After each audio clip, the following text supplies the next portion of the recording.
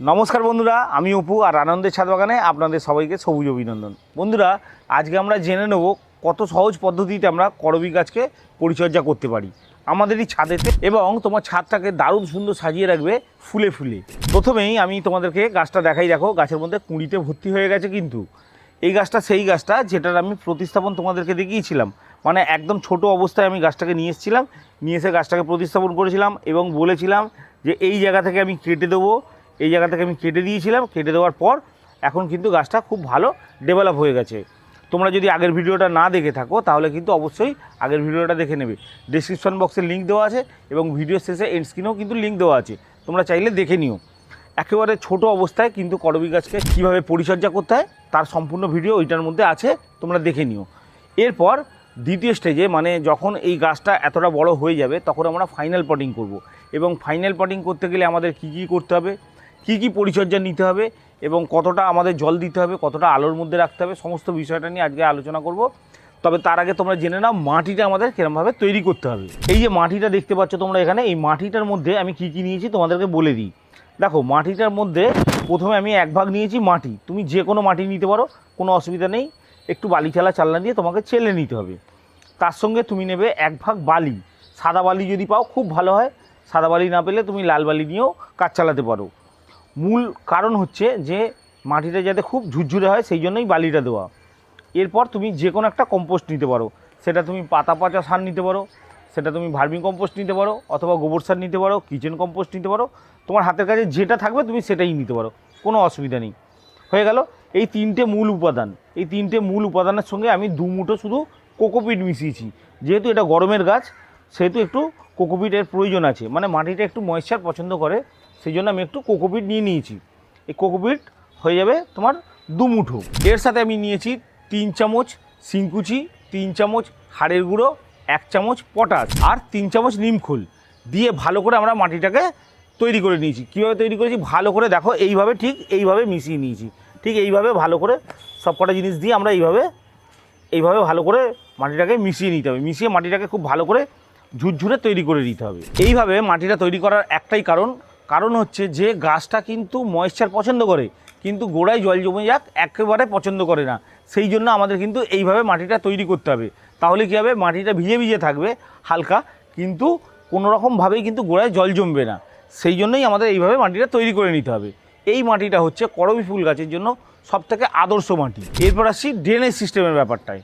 Drainage সিস্টেমটা তোমাকে কিন্তু খুব ভালো করে করতে হবে। অবশ্যই ড্রেনেজ সিস্টেম ভালো হতে হবে, না হলে কিন্তু তুমি গাছ কোনো রকমভাবেই বাঁচাতে পারবে না। সেই জন্য সবসময় তোমাদের ড্রেনেজ সিস্টেমটা ভালো করে করতে হবে। ড্রেনেজ সিস্টেম কীভাবে করতে হয় ডেসক্রিপশান বক্সে লিঙ্ক দেওয়া আছে এবং ভিডিও শেষে এন্ড স্ক্রিনেও কিন্তু লিঙ্ক দেওয়া আছে, তোমরা চাইলে দেখে নিতে পারো। অবশ্যই কিন্তু খুব ভালো করে ড্রেনেজ সিস্টেম করতে হবে।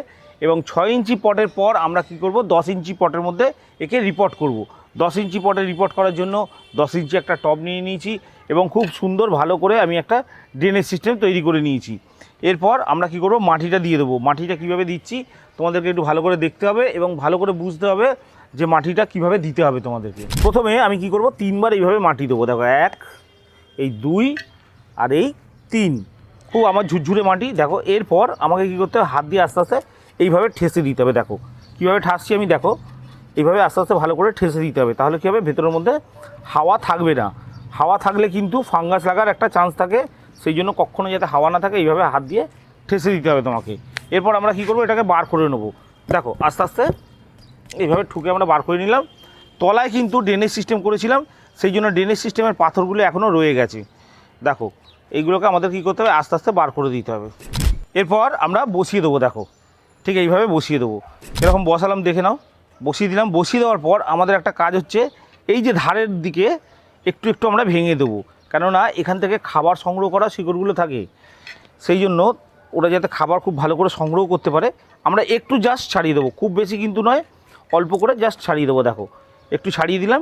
এরপর আমরা কী করবো, বাকি মাটিটাকে আমরা ধার দিয়ে দিয়ে দেবো।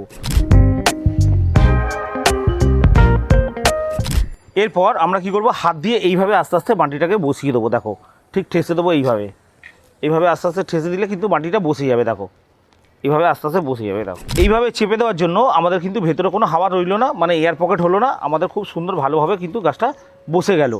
দেখো, এরপর আমি তোমাদেরকে বলে দিই, আমরা ওপর থেকে 1.5 থেকে 2 ইঞ্চি জায়গা খালি রেখে দেবো অবশ্যই জল দেওয়ার জন্য। এর পরের কাজ হচ্ছে আমাদের জল দেওয়া। জল আমরা কীরকম দেবো, কতটা দেবো? দেখো, প্রথমবার আমরা কিন্তু টব ভর্তি করে জল দিয়ে দেবো। অতিরিক্ত জল যখন নিচে দিয়ে বেরিয়ে যাবে টবের, তারপর কিন্তু আমরা আর জল দেবো না।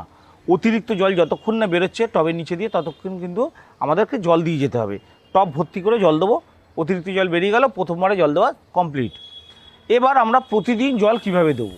প্রতিদিন জল দেওয়ার নিয়ম হচ্ছে, যখনই দেখবে তুমি উপরের মাটিটা শুকিয়ে এসছে তখনই তুমি জল দেবে। গ্রীষ্মকালে তোমাকে 2বারও জল দিতে হতে পারে, কিন্তু তোমাকে সবসময় খেয়াল রাখতে হবে অতিরিক্ত যেন জল মাটিতে না থাকে। সবসময় উপরের মাটিটা চেক করে নেবে, হাত দিয়ে দেখে নেবে, উপরের মাটিটা হালকা শুকিয়ে আসলে তারপর তুমি আবার দ্বিতীয়বার জল দেবে। এটা হচ্ছে জল দেওয়ার নিয়ম। এরপর আসছে আলোর ব্যাপারটা। আলোর ক্ষেত্রে হচ্ছে, দেখো, এই গাছটাকে যদি তুমি ফুল সানলাইটে রাখো তাহলে কিন্তু খুব ভালো গ্রো করবে এবং দুর্দান্ত ফুল দেবে, মানে দারুণ ফুল দেবে। কিন্তু তুমি যদি ব্যালকনিতে করো, অন্তত মিনিমাম 4 ঘন্টা কিন্তু সূর্যের আলো আসা চাই, তবে কিন্তু গাছে তুমি ফুলের আশা করতে পারো। না হলে কিন্তু তোমার গাছে ফুল হওয়ার সম্ভাবনা কিন্তু খুব কম থাকবে। সেই জন্য তোমরা যখনই এই গাছটাকে বসাবে অবশ্যই কিন্তু ফুল সানলাইটে রাখার চেষ্টা করবে, অথবা যেখানে 4 ঘন্টা সূর্যের আলো আসে সেরকম জায়গায় তোমরা এই গাছটাকে রাখার চেষ্টা করবে। তাহলে কিন্তু খুব ভালো ফুল হবে এবং গাছটাও কিন্তু খুব ভালো গ্রো করবে। এটা হলো আলোর ব্যাপারটা। এবার আসি খাবারের ব্যাপারটা। খাবারের ক্ষেত্রে তোমরা 3 চামচ সর্ষে খোল গুঁড়ো দেবে, 1.5 চামচ দেবে হাড়ের গুঁড়ো, 1 চামচ দেবে পটাশ, আর তার সাথে 1/2 চামচ দেবে ফসফেট দিয়ে ভালো করে খাবারটাকে মেখে নেবে। মেখে নিয়ে টবের ধার দিয়ে আস্তে আস্তে দেবে। প্রত্যেক মাসে তোমরা এই খাবারটা দিতে পারো, তাহলে খুব ভালো কিন্তু গাছটার মধ্যে গ্রোথ হবে এবং তার সাথে সাথে খুব ভালো ফুল হবে। আর তার সাথে তোমায় করতে হবে কি, প্রত্যেক মাসে একবার অন্তত যে কোনো একটা পিজিআর স্প্রে করে দিতে হবে। পিজিআর মানে হচ্ছে প্লান্ট গ্রোথ রেগুলেটর। এই গ্রোথ রেগুলেটরটা কিন্তু দারুণ কাজ করে।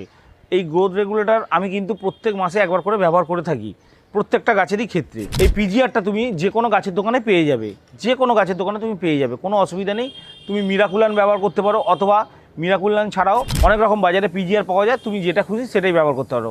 ব্যবহার করার নিয়ম হচ্ছে 1 লিটার জলে 1 ml, আর যদি তুমি ফোঁটাতে দাও তাহলে 20 ফোঁটা। 1 লিটার জলে 20 ফোঁটা দেবে। এরকম ধরো আমার হাফ লিটারের জায়গায় আমি 10 ফোঁটা দিয়ে নিয়েছি।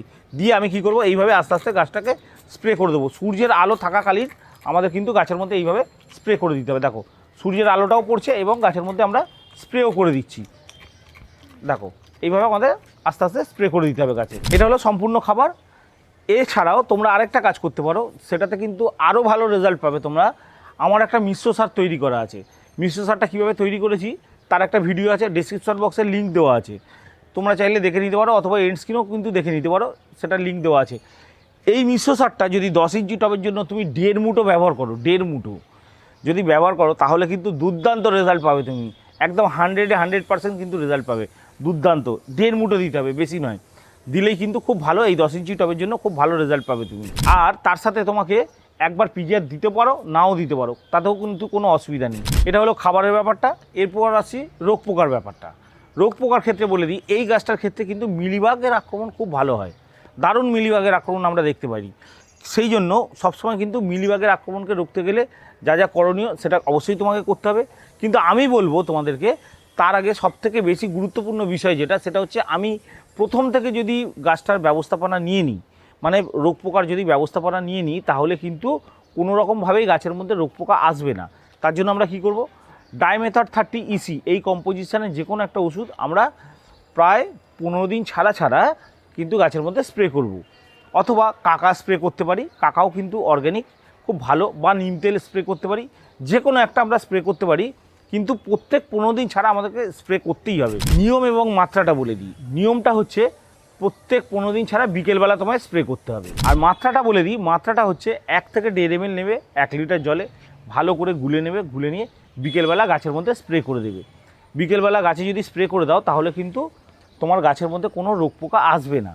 আর যদি কোনো রোগ পোকা না আসে তাহলে কিন্তু তোমাকে আলাদা করে কোনো চিকিৎসা করতে হবে না, মিলিবাগও হবে না, কোনো কিছুই হবে না, তোমার গাছে কোনো অসুবিধাই হবে না। কাজেই প্রত্যেক 15 দিন ছাড়া তোমাদেরকে কিন্তু গাছের মধ্যে স্প্রে করতে হবে। অবশ্যই কিন্তু কীটনাশক স্প্রে করতে হবে, করলে তাহলে তোমার গাছ রোগমুক্ত, তাহলে তোমার গাছের মধ্যে আর কোনো সমস্যাই হবে না। আশা করি করবী ফুল গাছ সংক্রান্ত সমস্ত তথ্য তোমাদের আমি দিতে পারলাম। এছাড়াও যদি বন্ধুরা তোমাদের কোনো প্রশ্ন থেকে থাকে, তোমরা আমাকে কমেন্ট বক্সে জিজ্ঞেস করতে পারো, অথবা আমার হোয়াটসঅ্যাপ নাম্বার হচ্ছে, হোয়াটসঅ্যাপ নাম্বারেও জিজ্ঞেস করতে পারো, আমি তোমাদেরকে উত্তর দিয়ে দেবো। আর বন্ধুরা, যদি আমার ভিডিওটা ভালো লেগে থাকে তাহলে একটা লাইক করে দিও, বন্ধুদের সাথে শেয়ার করো। আর তুমি যদি আমার চ্যানেলে নতুন হয়ে থাকো তাহলে অবশ্যই চ্যানেলটা সাবস্ক্রাইব করে রেখো। দেখা হচ্ছে পরবর্তী আরও একটা ইন্টারেস্টিং ভিডিওর সাথে। নমস্কার।